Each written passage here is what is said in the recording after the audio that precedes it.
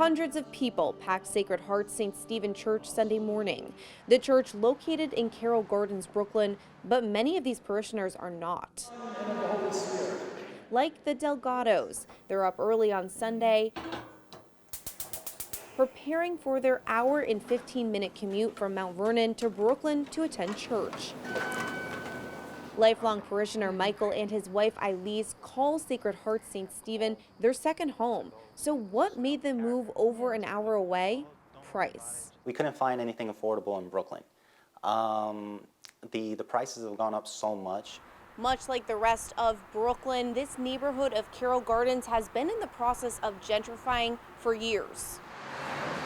Neighborhood changes and renovations causing housing prices to skyrocket. According to NYU's Furman Center, the median gross rent in the neighborhood jumped from $1,660 in 2006 up to $2,280 in 2017, making it one of the most expensive neighborhoods anywhere in the city. The numbers following a pattern of rising housing prices throughout Brooklyn. We're seeing it in Crown Heights, we're seeing it in parts of Flatbush, certainly downtown Brooklyn. JUDITH DESENA, a gentrification expert and sociology professor at St. John's University, says working against families are not only the rising costs, but a boost in roommates willing to live together and share expenses. We're seeing more and more of unrelated adults living together. They pool their money, right? Families can't compete with that. For years, parishioners of Sacred Heart St. Stephen have been feeling the effects of the gentrification of Carroll Gardens and Brooklyn as a whole. Colleen Triano and her family moved because of rising housing prices. Yeah, my husband grew up here. We raised our children here.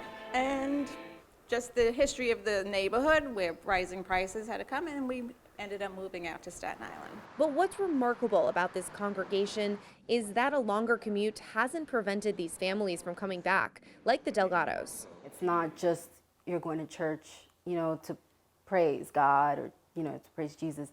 It's also to just pray together as a family. It's like you go visit your family every week. I visit my mom every week. So it's like, in the sense, for me, it's the same thing. The church's pastoral associate John Heyer explains why the faithful are up for the extra sacrifice. It's about people. It's about the relationships that we have with each other, that we have with Christ, and that we experience together as a community. Although rising housing prices sending families to new homes, the faith community remains solid. In Carroll Gardens, Emily Drooby, Currents News.